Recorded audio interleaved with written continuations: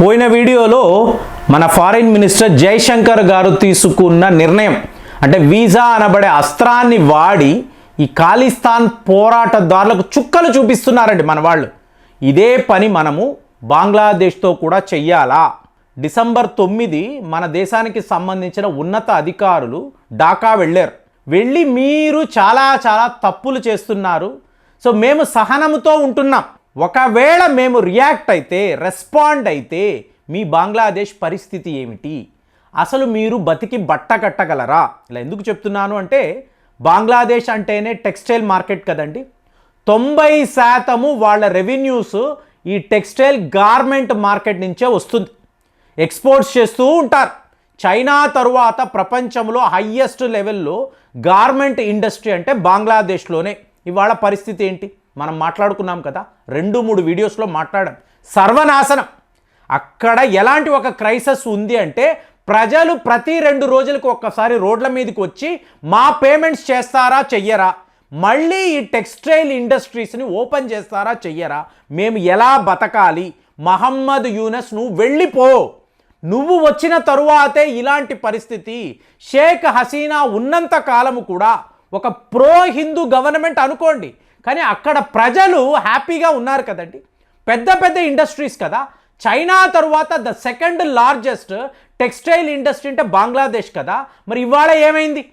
నువ్వు మాకు మంచి కదా చెయ్యాలి, చేస్తున్నావా? లేదు, మాకు చెడు చేస్తున్నావు. సరే, నీకు సపోర్ట్గా ఒక చైనానా పాకిస్తానా అంటే కాదు కదా, అమెరికా వాళ్ళని చూసుకొని వాళ్ళు మన దేశాన్ని సర్వనాశనము చెయ్యాలని చెప్పి అనుకుంటున్నారు.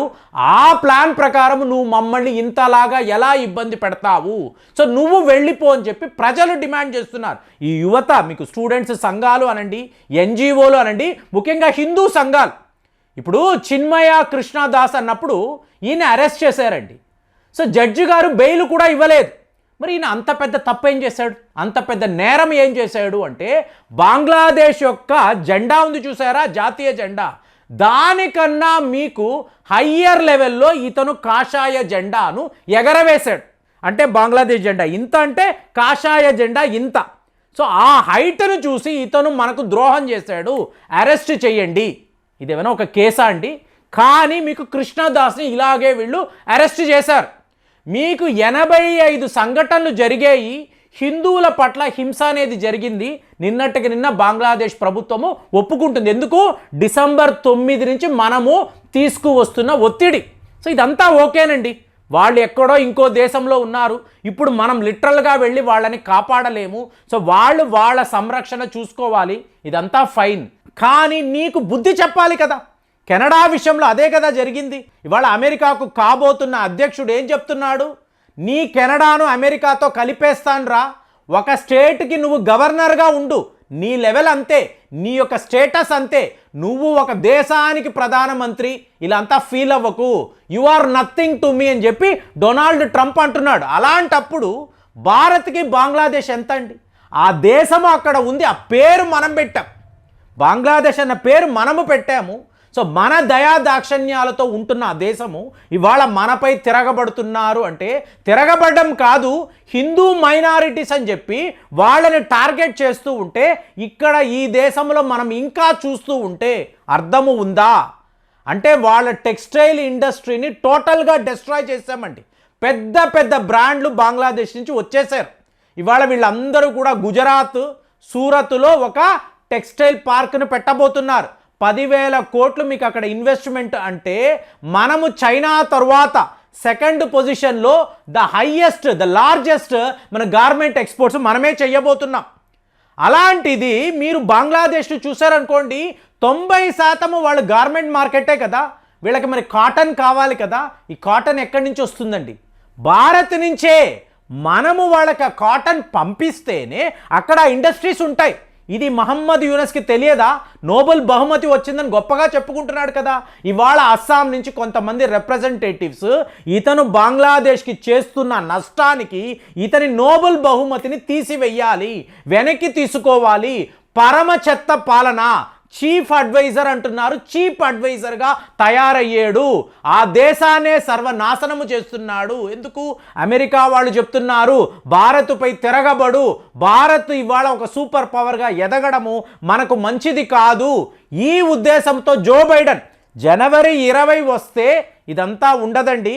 అంతవరకు మనం పేషెన్స్తో ఉన్నాము, మనం సహనముతో ఉన్నాము. దీనిని చూసుకొని టర్కీ నుంచి బైరక్టర్ డ్రోన్ అంటాడు, మీకు తీవ్రవాదులు అంటాడు, నేరగాళ్ళు, వీళ్ళందరినీ కూడా భారత్ సరిహద్దుల దాకా కూడా పంపించి అక్కడ నుంచి ఏం జరుగుతుందో తమాషా చూస్తున్నాడు మహమ్మద్ యూనుస్. మరి మన దెబ్బ ఎలా ఉండాలి? మన బార్డర్ సెక్యూరిటీ ఫోర్సెస్ ఇవాళ బంగ్లాదేశ్ సరిహద్దుల్లో లిటరల్గా 3 బెటాలియన్స్తో ఉన్నారు. ఇంకా దేనికి ఉపేక్షించాలి? వాడి మీద తిరగబడి 4 దెబ్బలు తగిలే అనుకోండి, దారిలోకి వస్తాడు కదా, బంగ్లాదేశ్ ఆర్మీ వెనక్కి పారిపోతుంది కదా. ఓహో, ఇండియా ఇలా కూడా రియాక్ట్ అవుతుంది.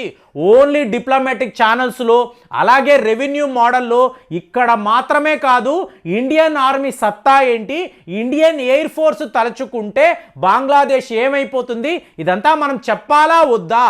మీకు జయశంకర్ గారు కెనడా విషయంలో అనుకరించిన ఆ యుద్ధ నీతి వేరండి. కానీ బంగ్లాదేశ్ ఇక్కడ పొరుగు దేశం. ఈ పొరుగు దేశం ఇలాగ తోక ఆడించడాన్ని మనం చూస్తూ ఊరుకోకూడదు. వెళ్ళేమో, వార్నింగ్ ఇచ్చాం, నెగోషియేట్ చేశాము, ఒరే జాగ్రత్తగా ఉండండి రా, మీది చాలా చిన్న దేశము, మాకు కోపం తెప్పించకండి, మా హిందువుల పట్ల ఇలా ప్రవర్తించకండి, మీరు హింసకు పాలు పెడితే, మేము తిరగబడితే మీరు తట్టుకోలేరు, ఇదంతా చెప్తున్నాము. కానీ ఎక్కడో ఒక దగ్గర ఇప్పుడు పాకిస్తాన్ ఆక్రమిత కాశ్మీర్లో బాలాకోట్ దాడులు చేసి చూపించాం కదా. పాకిస్తాన్ వాడికి అర్థమైంది కదా, వీళ్ళు తలుచుకుంటే మన లోపలికి వచ్చి పాకిస్తాన్లోకి వచ్చి ఎయిర్ స్ట్రైక్స్ చేస్తారు అని. మరి ఇవాళ ఇజ్రాయెల్ గురించి ఎందుకు ఇంత గొప్పగా మాట్లాడుతున్నాము? ఇజ్రాయెల్ యొక్క డిఫెన్స్ ఫోర్సెస్ ఏ రకంగా ఈ పాలస్తీనియా క్రైసిస్ను హ్యాండిల్ చేశారు, మీకు హిజ్బుల్లా విషయంలో వాళ్ళు ఎలాంటి ఒక అటాక్స్ చేశారు, అది మనము కూడా చెయ్యాలి కదా. ఎన్నో తీవ్రవాద క్యాంపులు ఉంటాయి కదా, ఇదన్నీ చెయ్యకపోతే బంగ్లాదేశ్ ఎలా భయపడుతుంది? వాళ్ళని మీరు భయపెట్టాలి కదా. ఇది ఇవాళ ఇండియాలో ఉండే వార్ ఎక్స్పర్ట్స్ మాట్లాడుతున్నారు. ఇంకా నెగోసియేషన్స్ వద్దు, బంగ్లాదేశ్కి ఒక చిన్నపాటి దెబ్బ కొడితే, ఒక చిన్నపాటి దాడి జరిగితే అప్పుడు అమెరికా యొక్క అసలు స్వరూపం ఏంటి, తక్కిన దేశాలు ఎవరు బంగ్లాదేశ్కి అనుకూలంగా ఉన్నారు, ఈ విషయాలంతా బయటపడతాయి కదా. ఇజ్రాయెల్ని ఇవాళ ఎవరండి ఆపగలుగుతున్నారు? 350 ఎయిర్ స్ట్రైక్స్ అన్నారు, 500కు పైగా సిరియాపై ఇజ్రాయెల్ వాళ్ళు దాడులు చేశారంటే ఎవరిని చూసి వాళ్ళు భయపడ్డారు? ఇజ్రాయెల్ ఇంత దేశము, మనది వాళ్ళకన్నా 4-5 ఇంతల పెద్ద దేశము. అలాంటప్పుడు మనము ఇంత బంగ్లాదేశ్ లాంటి ఒక దేశము, దానికి ఒక పాలకుడు, వాడికి ఇంకా హెచ్చరికలు ఇవ్వడము ఎంతవరకు కరెక్ట్? ప్రతి వాళ్ళు ఇదే మాట్లాడుతున్నారు. మరి మీకు కూడా అలాగే అనిపిస్తుందా? అక్కడెక్కడో మైనారిటీలు అని చెప్పి హిందువులు ఎక్కడో వాళ్ళ ఇళ్లలో ఉంటే, ఆలయాల్లో పూజలు చేసుకుంటూ ఉంటే, ఒక స్వామీజీ ఆయన ఒక కాషాయ జెండా ఎగరవేసాడని అతన్ని అరెస్ట్ చేసి జైల్లో పెడితే ఇంకా కూడా మనం చూస్తూ ఊరుకోవాలా అనేదే ఇవాళ హిందువుల మనోభావన. మరి బంగ్లాదేశ్ చేస్తున్న ఈ పని, వీళ్ళ యొక్క ఇలాంటి కుట్ర అమెరికా వాడి ఇన్స్ట్రక్షన్సే కాబట్టే మహమ్మద్ యూనుస్ ఇలాగా ఆడుతున్నాడు, తోక ఆడిస్తున్నాడు. మరి దీన్ని కట్ చేయాలి అంటే మనం ఏం చెయ్యాలి? కాటన్ బ్యాన్ అనేది ఇంపార్టెంట్ అండి. అలాగే వాళ్ళకు వెళుతున్న పవర్, ఈ టోటల్ పవర్ గ్రిడ్స్ అంతా కూడా ఆపివేయాలి. మనము ఇచ్చిన ఫైనాన్షియల్ అసిస్టెన్స్ అనండి, బియ్యం ఇవాళ కూడా భారత్ నుంచే బంగ్లాదేశ్కి వెళుతుంది. వ్యాపారమే కదా అనుకుంటే కాదండి, వాళ్ళు చాలా టూ మచ్ చేస్తున్నారు. వార్తలంతా కూడా 85 దాడులుంటే ఇంకా మనం చూస్తూ ఊరుకోవడం ఏంటని చెప్పి ఇవాళ మీకు పెద్ద నిపుణులు మాట్లాడుతున్నారు. అంటే బంగ్లాదేశ్ విషయంలో మనము ఎలాంటి ఒక ఫారిన్ పాలసీని అనుకరించాలి? జయశంకర్ గారు అయితే ఆల్రెడీ చేసి చూపించారు కదా.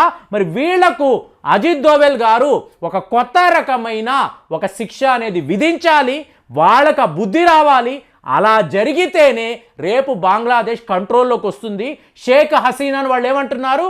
ఒక ప్రో హిందూ ప్రధానమంత్రి కాబట్టే ఆవిడని తరిమి వేశామన్నారు. ఇందులో తప్పేంటి? నీ దేశానికి స్వతంత్రం ఇప్పించింది మేము కదా, మరి మేము చెప్పినట్టు నీకు మేము ఒక బిగ్ బ్రదర్లా ఉండి నిన్ను గైడ్ చేస్తున్నప్పుడు ఏమిటి తప్పు?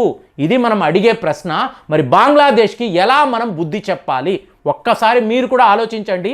మార్గాలు ఉంటే అది కూడా కామెంట్స్లో తెలియజేయండి. మళ్ళీ వచ్చే వీడియోలో కలుద్దాం. జై హింద్.